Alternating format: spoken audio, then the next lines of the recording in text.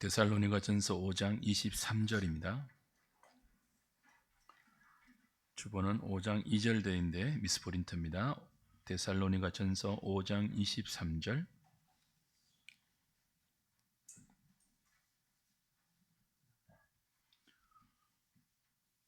5장 23절입니다. 같이 읽을까요? 시작.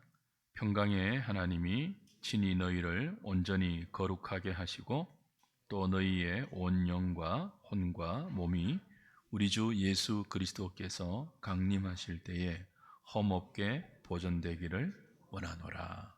아멘. 신앙고백서 제13장 성화, 오늘 2항 3항 공부하려고 합니다. 성화에 관한 가장 대표적인 구절이 방금 함께 읽은 데살로니가전서 5장 23절이라고 할 수 있겠습니다. 거기 보면 바울은 우리를 온전히 거룩하게 하실 분을 평강의 하나님이다, 그렇게 설명합니다. 하나님께서 친히 너희를 온전히 거룩하게 하신다. 어느 정도로 거룩하게 하시느냐? 그 성화의 범위는 너희의 온 영, 혼, 몸입니다. 그러니까 우리의 전 존재, 전 인격, 우리의 전인 전체를 평강의 하나님께서 친히 거룩하게 만들어 가신다 하는 것들을 교리적으로 말하면 거룩하게 되어 간다라고 해서 성화라고 우리가 부릅니다. 오늘 교환을 보면서 성화를 좀 마무리하려고 합니다. 13장은 3항에 걸쳐서 성화를 다루는데 1항은 지지난주에 우리가 살폈지만 또 기억이 흐려졌을 테니까 1항, 2항, 3항을 차례로 읽고 2항, 3항을 공부하는 순서로 진행하겠습니다. 자, 1항부터 같이 읽겠습니다. 1항 시작. 효과 있는 부르심을 받고 중생한 자들은 새 마음과 새 영이 자신들 안에 창조되었기 때문에 그리스도의 죽음과 부활의 능력을 통하여 그리고 그분의 말씀과 내주하시는 성령에 의해 실제적으로 그리고 인격적으로 더욱 성화된다. 온몸에 대한 죄의 지배가 종식되고 그 몸의 여러 종력이 점점 더 약화되어 죽게 되지만 성화된 이들은 구원하는 모든 은혜 가운데서 점점 더 살아나고 힘을 얻어 참된 거룩함을 실천하게 되는데 이 거룩함이 없이는 아무도 주를 보지 못할 것이다. 2항입니다. 이 성화는 전인의 모든 부분에서 이루어지지만 각 지체의 부패의 잔해가 여전히 조금씩 남아 있어서 이 생에서는 불완전하다. 이로 인해 화해할 수 없는 전쟁이 끊임없이 일어나는데 육체의 소욕은 성령을 거스르고 성령의 소욕은 육체를 거스른다. 3항입니다. 이 전쟁에서 남아있는 부패가 잠시 동안은 상당히 우세할 수도 있지만 거룩하게 하시는 그리스도의 성령으로부터 끊임없이 공급되는 힘 덕분에 중생한 부분이 이긴다. 이와 같이 성도들은 하나님을 두려워하는 가운데 거룩함을 온전히 이루면서 은혜 안에서 성장한다. 이렇게 3항으로 신앙 고백서는 성화를 설명했습니다. 1항은 성화의 전반적인 정의 내용이었고 2항은 성화의 범위와 성격, 그리고 3항은 성화의 완성에 관한 가르침이죠. 자, 하나씩 2항, 3항 하나씩 보겠습니다. 해설 1입니다. 성화는 신학적으로 이렇게 두 가지로 구분할 수 있습니다. 확정적 성화가 하나 있고요, 또 점진적 성화가 있어요. 우리가 성화라고 말하면 대부분은 우리 신자의 일생 전반에 걸쳐 일어나는 점진적 성화를 의미하는데, 확정적 성화는 성화의 주체가 삼위 하나님이기 때문에 우리가 성화될 수밖에 없다는 의미에서 어렵다함을 받을 때, 믿음으로 어렵다함을 받는 그 순간 우리의 신분이 의인이 되지 않습니까? 신분의 변화와 더불어서 그 거룩함의 완성도 이미 그리스도 안에서 확정되는 것이죠. 삼위 하나님의 사역이기 때문에 실패가 없어요, 이것은. 그래서 그 부분을 확정적 성화라고 부르고, 그 확정적 성화가 실제 성도의 삶에 일어나는 모든 과정을 점진적 성화 그렇게 부르고, 이 신앙고백서 13장은 대부분 점진적 성화에 관한 설명입니다. 그래서 이 점진적 성화가 성도의 일생 동안 영혼과 몸 전 부분에 걸쳐서 일어난다는 거죠. 누구에 의해서요? 평강의 하나님이 친히 성도를 온전히 거룩하게 만들어 가십니다. 하나님께서 하시니까 이 과정에 실패는 없습니다. 이것을 인격적으로 해 나가시기 때문에 강압적으로 하지 않고, 우리 일생이라는 전 시간이 걸리지만 하나님은 반드시 하시죠. 그래서 전 부분에 걸쳐 성도의 성화가 일생 동안 이루어진다라고 했고요. 전 부분이 무엇이냐라고 할 때 신앙고백서는 데살로니가전서 5장 23절을 인용합니다. 다시 제가 읽어드릴게요. 평강의 하나님이 친히 너희를 온전히 거룩하게 하시고, 또 너희의 온 영과 혼과 몸이 우리 주 예수 그리스도께서 강림하실 때에 흠없이 보존되기를 원하노라. 성화의 범위는 우리의 온 영, 혼, 몸에 이르기까지입니다. 근데 이것을 3분설을 주장하는 성경이라고 오해해서는 안 돼요. 그 인간론 할 때 우리가 배웠는데 기억나시는지 모르겠습니다. 인간의 구성을 전통적으로는 영혼과 몸으로 보았어요. 근데 거기에 반대되는 견해가 영, 혼, 육 세 부분으로 인간이 구성되었다고 하는 삼분론자들이 있는데, 그들이 자신들의 주장을 뒷받침하는 성경 구절로 꼭 데살로니가 전서 5장 23절 이 구절을 든다고요. 여기 온 영, 혼, 몸 이렇게 말하니까요. 근데 이 성경 구절은 우리 인간이 영과 혼과 육으로 구성되었다는 것을 설명하는 구절이 아니고, 평강의 하나님이 자신의 백성을 친히 거룩하게 성화시켜 갈 때 그 성화의 범위가 인간의 전 영역이다, 전 인격이다, 몸에까지 있다, 영혼만이 아니라 영혼 육이라고 표현하는 인간의 전 부분을 묘사하기 위해서 이렇게 표현한다는 거예요. 실제로 성경 안에는 혼과 영이 혼용되거든요. 똑같은 단어인데 어떤 때는 혼으로 번역되기도 하고 어떤 때는 영으로 번역되기도 해요. 그러니까 인간이 혼 따로, 영 따로, 그리고 육 따로 이렇게 다른 세 요소가 인간을 구성하고 있다는 뜻이 아니라 영혼과 몸이 인간을 구성하는데, 우리는 그것을 인간의 전인이다, 전인격이다 그렇게 부르죠. 성화의 범위가 어디라고요? 영, 혼, 육이라고 표현하는 인간의 구성 전부를 하나님은 거룩하게 만들어 가신다는 거죠. 저와 여러분들이 우리의 생각, 우리의 마음만이 아니라 우리의 몸도 뭐예요? 거룩하게 성화되어 가야 합니다. 늙어가는 몸만이 아니라 몸도 거룩해져야 돼요. 몸도 하나님이 기뻐하는 쪽으로 우리의 몸이 사용되도록, 바울은 로마서 12장에서 이렇게 표현했죠. 너희 몸을 하나님이 기뻐하는 거룩한 뭐로 드리라고요? 산 제사로 드리라. 우리는 2번입니다. 타락으로 전 인격이 죄로 오염되었고 죄의 권세 아래 놓여 있게 되었죠. 성화는 이런 우리를 말씀과 믿음으로 거룩하게 하시되 몸과 영혼 전체를 하나님의 형상을 따라 새롭게 하시는 전인적인 하나님의 사역입니다.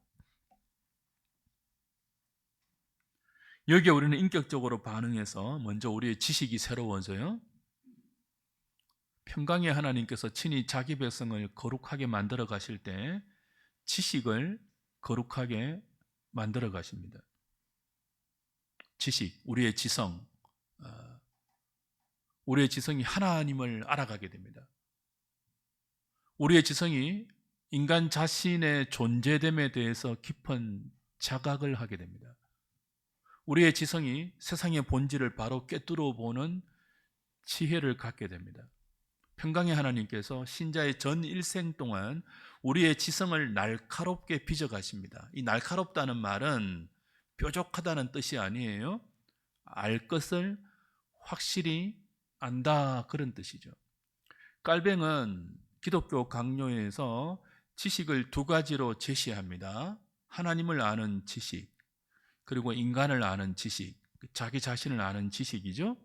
하나님을 아는 지식이 성령의 조명으로 우리의 지성 가운데 이렇게 자리 잡게 되면, 성령이 조명하셔서 하나님이 어떤 분인지 깨달아가면 그 지성은 우리 자신을 바로 보게 합니다.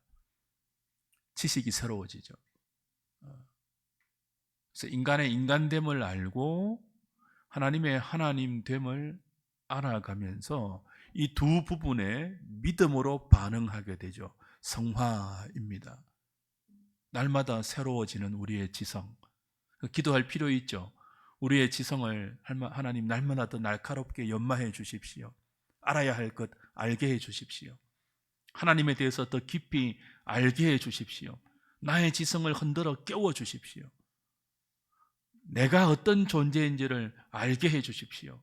내 지성이 나를 바로 볼 수 있도록 진리의 성령으로 조명해 주십시오. 비추어 주시옵소서. 기도해야 하는 것입니다.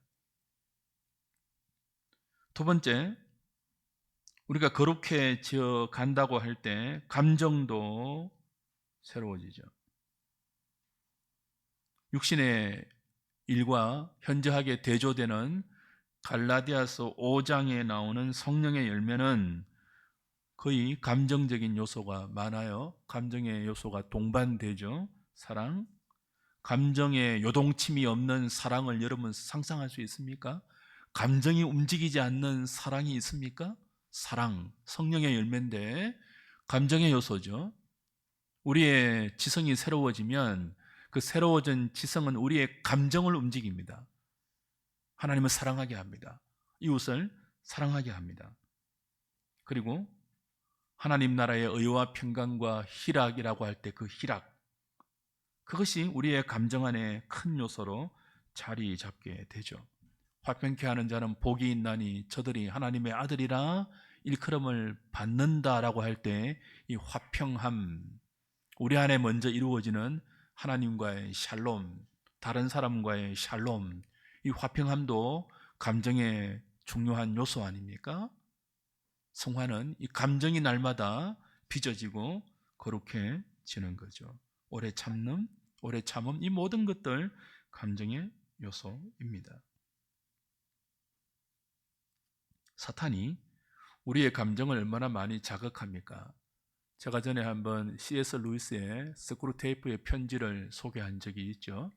그래서 마귀들이, 악마들이 인생을 지옥으로 인도할 때 서는 가장 효과적인 방법 중에 하나가 감정을 흔드는 거거든요.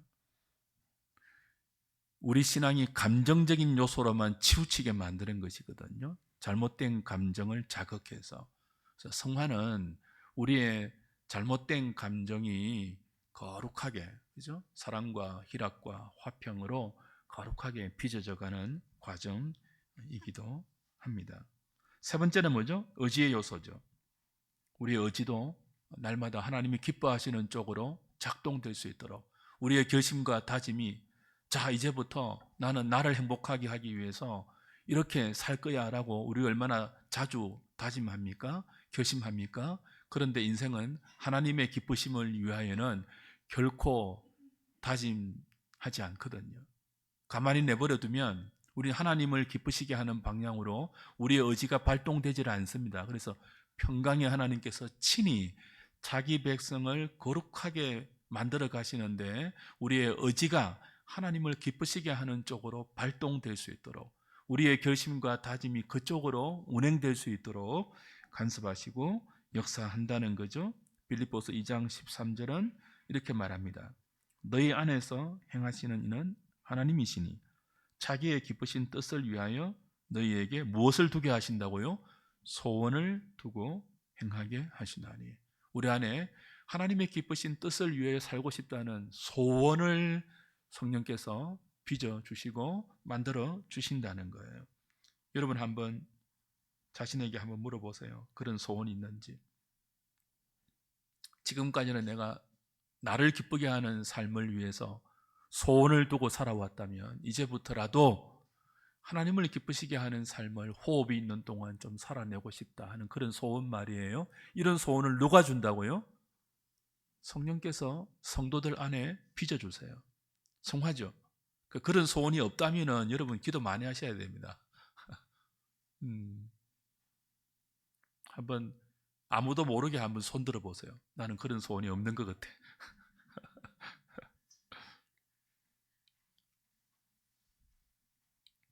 저는 우리 공동체가 그런 소원으로 충만해졌으면 좋겠어요. 그래서 지체를 보면 그런 소원이 막 보이는 거예요. 그래서 내가 영향을 받는 거야. 저런 소원이 나도 있어야 되는데 도전도 받고 그런 소원을 품고 표대를 향하여 달려가는 교회, 하나님께서 그런 교회에 힘을 주고 복을 주지 않겠습니까? 그런 복 받는 우리 하늘의 교회 될 수 있기를 바랍니다. 마지막으로 성화는 우리의 육체도 거룩한 영향을 미친다고 했죠. 자, 3번입니다.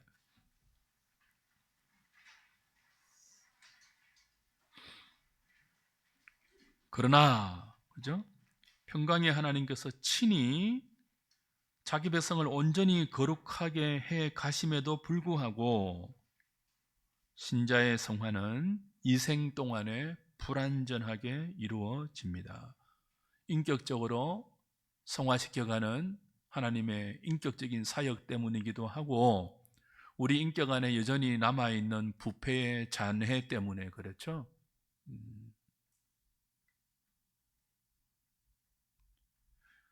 신앙 고백서와 짝을 이루는 대요리문답 87문은 왜 이생 동안에 성도의 완전 성화가 불가능하는지를 이렇게 설명합니다. 제가 제 78문을 읽을 테니까 여러분이 한번 같이 답을 해봅시다.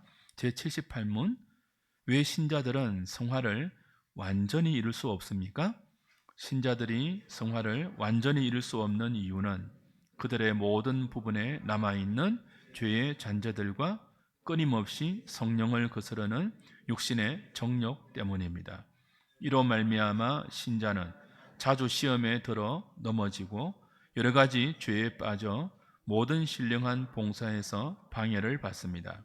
그러므로 신자가 행하는 최선의 일들도 하나님 보시기에는 불완전하고 더럽습니다.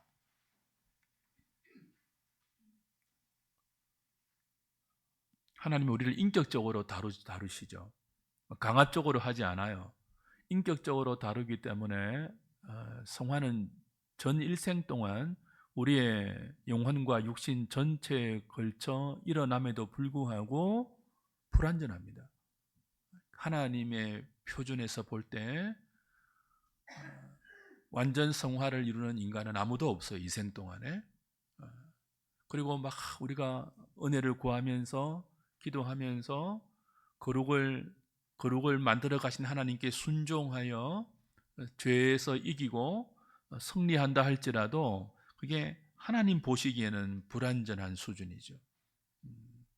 아무도 우리의 성화를 하나님 앞에 자랑거리로 내어놓을 수 없는 우리의 의는 거룩하신 하나님의 수준에서 본다면 쓰레기 같은 것에 불과한 회전하는 그림자도 없고 그 순전한 빛이신 그분 앞에 인간의 의는요 정말 아무것도 아니에요.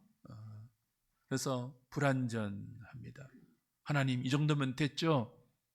나 괜찮죠? 라고 어스대면서 그런 자신을 근거로 그러니 나에게 복 주셔야 하지 않습니까? 무언가를 하나님께 요구할 수 있는 수준의 거룩함이 인간에게는 아무도 없다는 거예요. 그러므로 우리는 열심히 신앙생활을 하는 우리의 진심과 우리의 모든 열정조차도 하나님 앞에 내어놓아서는 안 됩니다.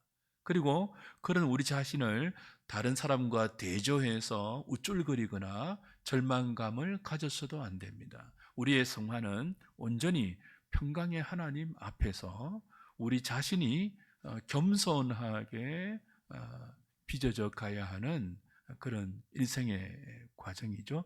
불완전하다는 사실을 늘 인정하셔야 돼요. 늘 인식하셔야 돼요. 그러니까 다른 지체들도 저 형제는 왜 저렇게 빨리 자라지 않아? 라는 마음이 들 때마다 나도 불완전한 성화의 과정 중에 있고 다른 지체도 여전한 과정 중에 있음을 인정하고 기다리고 참아 주어야 되죠.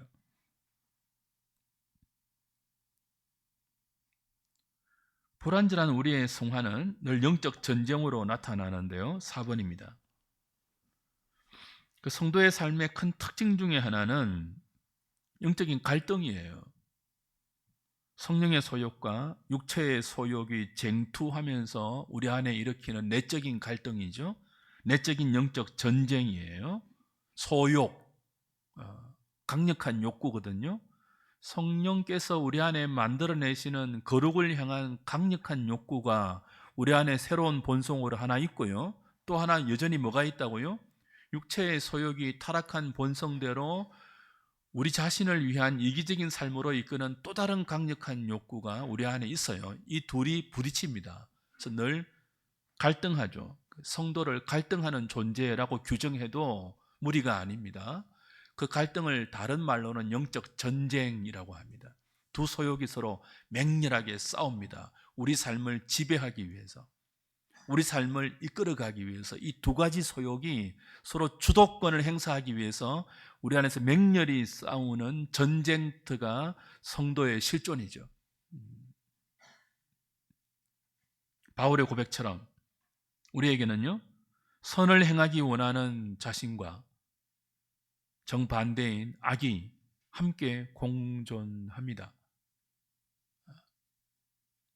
속 사람으로는 하나님의 법을 즐거워하면서도 우리 지체 속에 있는 또 다른 한 법이 죄 쪽으로, 하나님 기뻐하지 않는 쪽으로 자꾸만 우리를 이끌어가는 것을 우리는 경험합니다. 그래서 때로는 뭐 한다고요? 탄식해요. 육체의 소욕에 우리 자신이 패배할 때마다 공고하다. 이 사망의 몸에서 누가 나를 건져낼 수 있으랴라고 탄식하는 존재들이 그리스도인이에요. 로마서 7장이 그렇게 나오지 않습니까? 신학적으로 로마서 7장에 탄식하는 사람을 불신자라고 보는 학자들도 있는데 그렇지 않습니다.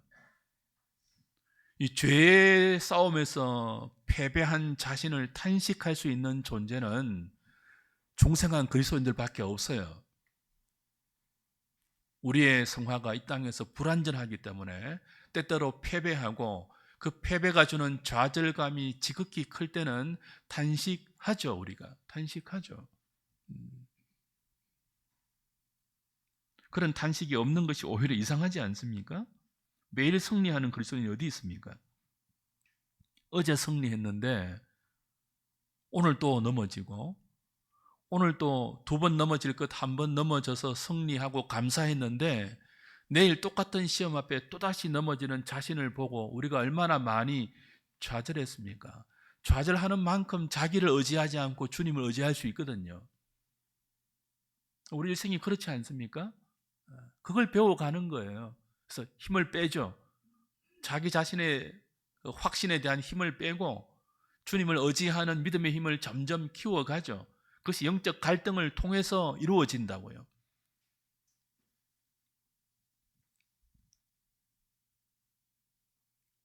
그러나 그런 탄식이 찾아오고 영적인 갈등 속에 우리가 실패하고 좌절할 때 기억해야 합니다.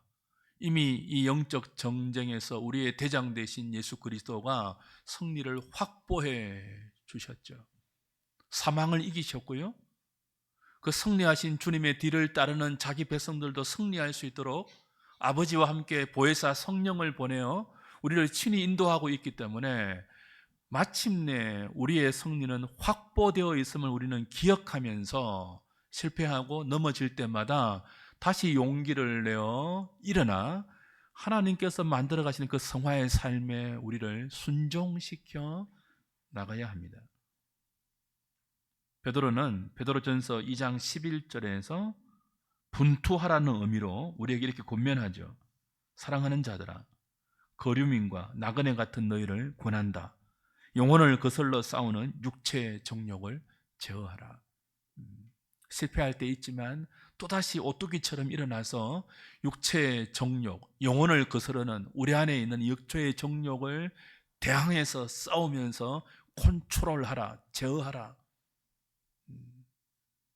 그것이 성화의 과정에 있는 우리에게 주어진 매일의 숙제이기도 합니다. 자, 5번 보십시오. 이 전쟁에서 한동안은 성령의 소욕보다 육체의 소욕이 더 큰 소리로 우리를 주장해서 죄를 짓게 할 수 있습니다. 바울의 탄식처럼, 로마서 7장에 있는 바울의 탄식처럼, 그죠? 구약의 예를 보면 아브라함이 2번이나 누굽니까? 사라를 자기 아내가 아니고 자기 누이라고 속였잖아요. 자기가 살기 위해서 자기 아내를 바로에게 팔았다고요. 돈 받고 지참금 받고. 그 얼마나 악한 일입니까? 연약한 일입니까? 그 아버지가 그랬는데 아들도 똑같이 배웠어요. 이삭도 그랬죠. 아내를 자매라고 누이라고 속였고, 요셉의 형들이 요셉을 미워해서 상인에게 팔아버렸지 않습니까? 그런 일들, 믿음의 사람 다윗이 밧세바와 간음한 일, 그것도 모자라서 그 간음을 은폐하기 위해서 밧세바의 남편 우리아를 전쟁터에 보내서 죽인 일, 그런 일이 성도에게 있을 수 있죠. 지혜의 대명사 솔로몬이 말년에 우상 숭배했던 일, 그 우상 숭배의 원천인 정략 결혼으로 이방 나라의 공주들과 결혼해서 우상 신앙을 이스라엘 가운데 끌어들인 일, 이 모든 것들은 뭐죠? 우리 안에 있는 육체의 소욕이 성령의 소욕보다 크게 우리를 지배해서 죄에게 넘어졌던 대표적인 경우입니다. 그럴 수 있어요. 성도인데 그럴 수 있어요. 그죠? 그러나 이 영적인 패배가 한 사람의 성도와 참된 교회 가운데 오랫동안 지배하지는 못합니다. 그러면 성도가 아니겠죠. 단기간에, 그리고 한순간 동안 그렇게 비참한 패배를 경험한다 할지라도 우리 안에는 거룩하게 하시는 성령님이 계시기 때문에, 그 성령님이 계속적으로 말씀과 또 믿음을 통하여 우리에게 힘과 은혜를 공급하기 때문에 남아있는 부패성보다 성령의 인도하심이 더 크게 우리를 작동하도록 간섭하시기 때문에 우리는 사랑 안에서 스스로 세워집니다. 그래서 뭐예요? 이제는 부패성을 극복하고 성령의 소욕을 따를 수 있는 힘이 점점 권력과 힘으로 우리 믿음 안에 자리 잡게 되죠. 그래서 종국에는 뭐예요? 육체의 소욕보다 성령의 소욕이 우리의 삶을 더 많이 이끌어갈 수 있도록 우리 자신을 성령님에게 내어드리는 그런 거룩한 성화가 성령에 의해서 우리 인생 동안 빚어져 가는 것입니다. 하나님이 우리를 그렇게 만들어 가시죠. 로마서 6장 14절은 은혜의 왕 노릇이 성도의 일생을 그렇게 간섭할 것이다 라고 이야기합니다. 죄가 너희를 주장하지 못할 것이다. 왜냐하면 너희가 법 아래 있지 않고 은혜 아래 있기 때문이다. 법보다 강한 힘이 은혜의 힘입니다. 성도의 성화는 법으로 이루어지지 않습니다. 은혜로 이루어져 갑니다. 그래서 시간이 걸립니다. 6번입니다. 같이 읽을까요? 시작. 그러나 다시 말씀드리지만 이 땅에서 성도의 완전 성화는 불가능합니다. 하여 신자는 자신의 연약함과 불완전함을 느끼는 만큼 성화가 완성되는 그날을 기다리며 소망해야 합니다. 그날이 언제입니까? 우리가 죽고 그리스도가 다시 오시는 날입니다. 성도는 죽을 때 영혼이 즉시 완전하게 거룩하게 되고 그리스도의 재림 때 몸과 영혼이 다시 하나로 연합하여 그리스도의 영광스러운 몸과 같이 부활합니다. 그때 우리의 성화는 점도 없고 흠도 없이 영광스럽게 완성됩니다. 그때까지 성도는 더 이상 죄를 짓지 않고 싶은 열망, 더 거룩하게 살고 싶은 열망, 하나님과 이웃을 더 사랑하고 더 하나님을 기쁘시게 하는 삶을 살고 싶은 열망을 품고 살아야 합니다. 성령께서 그런 열망을 주시기를 기도합니다. 교회에 나와서 예배드리면서 우리가 이런 열망을 자꾸 키워야 돼요. 세상에서는 이런 열망 절대로 안 주거든요. 그러니 여기서만 이런 열망을 우리가 품을 수 있습니다. 오늘도 작게나마 성령 하나님께서 여러분 안에 이 거룩을 향한 열망을 작게나마 주신다면 그 열망 잊어버리지 않도록 혹은 빼앗기지 않도록 잘 간직하시고 그 열망을 더 키워갈 수 있도록 기도하십시오. 한 주간 내내 이 거룩의 열망을 품고 살면 좋겠습니다. 찬송하고 치겠습니다.